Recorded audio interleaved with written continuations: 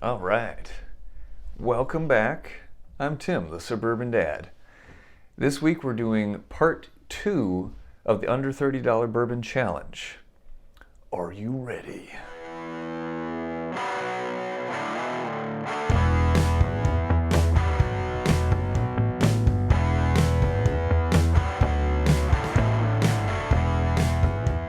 This week we are doing another couple bottles that happen to be 100 proof.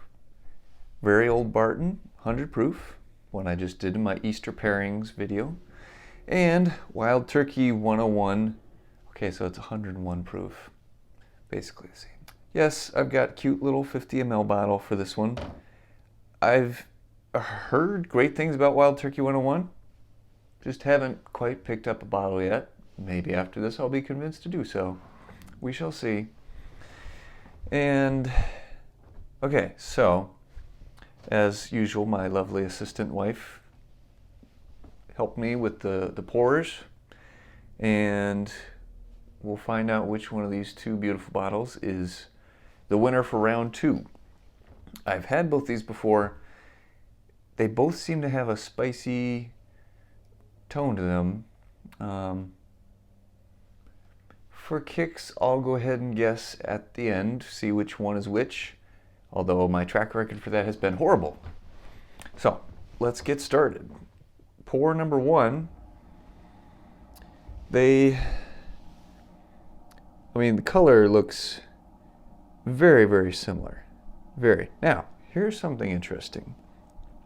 As I'm moving the bourbon around in the glass, pour number 2 is much more leggy, so you get these trails of bourbon that come down from the edge, versus the one on the left doesn't really do that. You know what that means? Me neither. I guess I'll have to look it up. I just noticed it while I was twirling around. Pour number 1.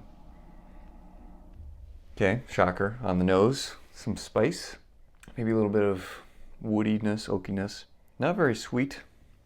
Some slight maybe honey in there somewhere, but definitely a spice, a little bit of burn on the nose. So let's take a sip.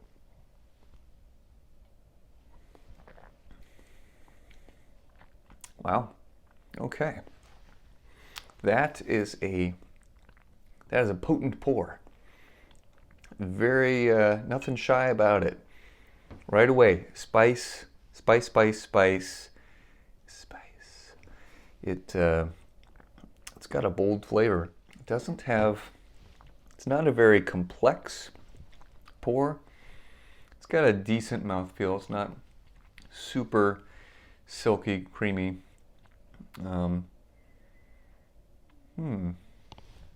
Just a lot of spice right from the get-go. It's got a decent finish to it. Medium long finish, honestly. By the way, price point, very old Barton, about a $15 bottle. Amazing bottle for the price. Wild Turkey, I've seen it anywhere from around, 19, 20 bucks all the way up to like $25, $26. You can easily find it for around 21, 22, somewhere in there. So both of these are great bargain bottles, by the way. Anyways, back to the pour. Man. Yeah, okay, so now in the early phase of the palate, I get, of course, the spice, but then like grape jelly is what I get in there. Yeah, but very, very spicy pour. It's a little intense at first. I wasn't expecting how spicy it was going to be, but the more I drink it, I'm enjoying it. I could see this one being even better with food, as opposed to just being neat. It's kind of intense for just being neat. All right, so that's pour number 1. Maybe you guys have special talents that nobody really knows about. Mine is I can hum any song and get stuck in my wife's head. That's really great. Pour number 2. Okay, this one is a little more silky on the nose. A little sweeter smelling. Sweet, man. I'm trying to... Yeah, let's just taste it. Not getting a ton from the nose other than sweet, shy amount of spice. Not quite like this one on the nose. Let's taste.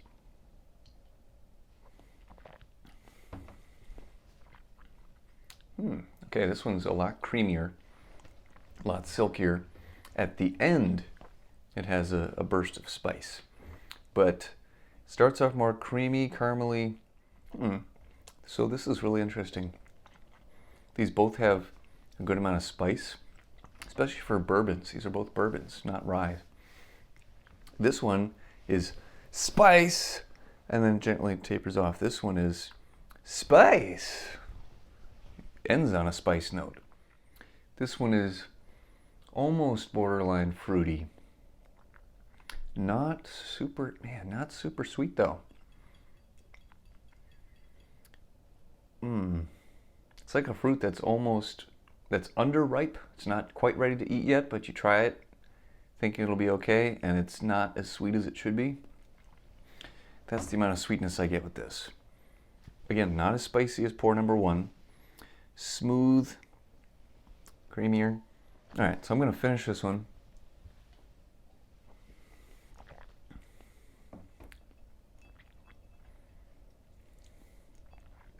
Silkier, smoother, with a spice finish at the end. Very pleasant. I could easily drink this one neat, and I could see it being good with food. So far, my first impression with this one was it's good neat, but it's kind of intense by itself. It could use some other flavors to kind of balance it out. Okay, so let's revisit pour number one now that I've had both and had some water to calm my palate a little bit.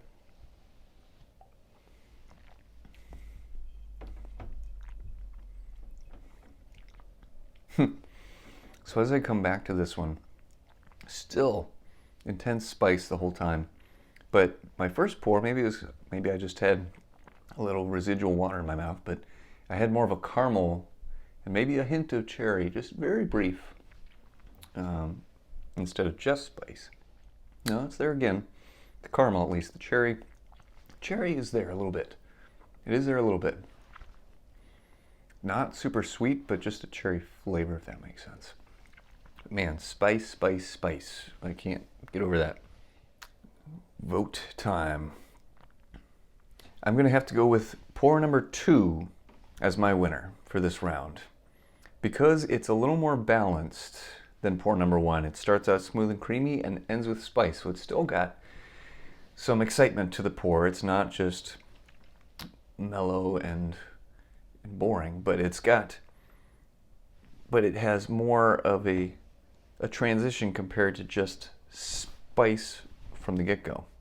I think if I had to guess, which I do, I would have to say that this pour number one is Wild Turkey 101, and pour number two is Very Old Barton. Let's find out.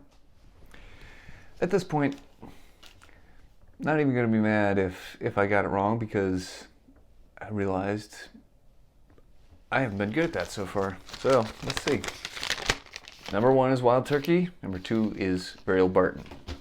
So there you have it. Wild Turkey 101. It's a very cheap and expensive bottle. It's very spicy. Not one that I would honestly gravitate towards drinking neat. I could easily drink the Very Old Barton neat, and it's freaking $15. You cannot beat it. It's a fantastic bottle. There you have it, guys. Stay tuned for next week. We'll do round 3. And thank you. Thank you for watching. Thank you for your support. Please continue. Like this video, subscribe to the channel, and share with your friends. Until next time, cheers.